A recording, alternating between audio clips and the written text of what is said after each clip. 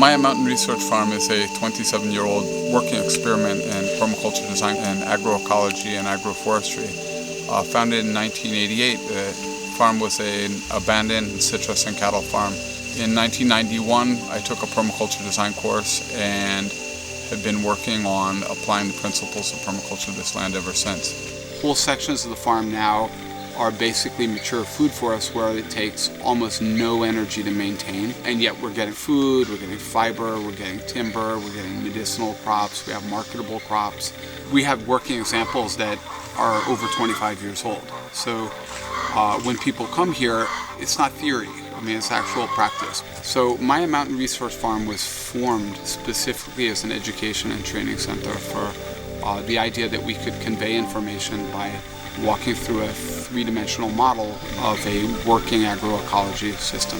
We get a lot of researchers, students, and university groups who come here to pursue their projects, and whether that's people who are interested in trees or permaculture or animal raising or ornithologists or entomologists. So one of the things that we're really good at is providing a venue for people to do that. They can come here and they can walk through the food forest, they can design their own project. If they don't have a project in mind, we have plenty of projects that we can plug them into.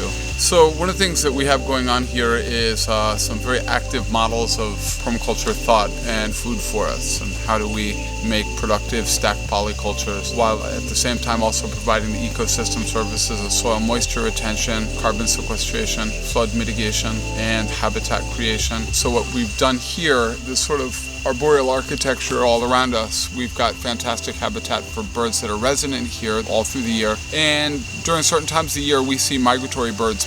We had some great researchers from Plymouth State University in January of 2016. In a 10-day period, they saw 151 species of birds on this land. So what we see is animals using this land as a biological corridor between intact habitat and the half mile of riverfront.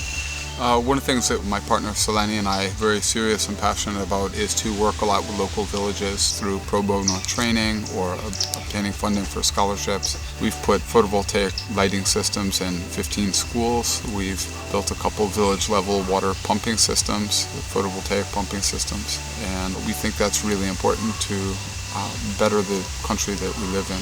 Selene works very closely with gender equity and women's groups here in Toledo District. One of the things that we're really proud about that we recently started doing was hosting and encouraging women empowerment workshops. We also offer training to local women groups from Quechua and Mopan Mayan villages, which are the neighboring villages around here, where we teach them how to make jams, how to make marmalades, wine making, and also vinegar making.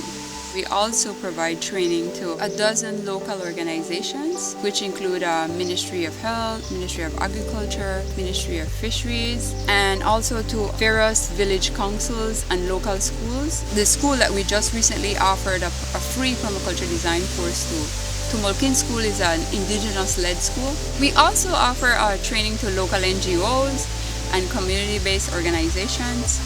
We enjoy having student groups, both Belizean and international student groups. On a yearly basis, we host the permaculture design course where we offer scholarships to Belizeans. We insist that 50% of the scholarships go to women. Another very exciting thing we do here at Maya Mountain Research Farm is encourage our interns to take part in daily preparations of meal. For example, harvesting coconut, husking it, and making coconut milk.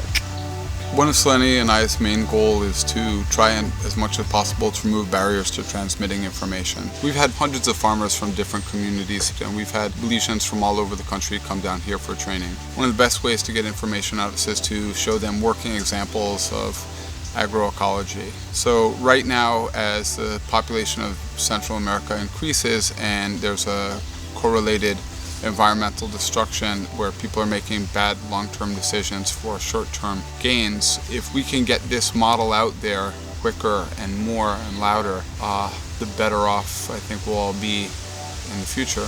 One of the advantages of this is this can actually be practiced on damaged and marginal land. We can regenerate it with tree crops where we're building fertility every year.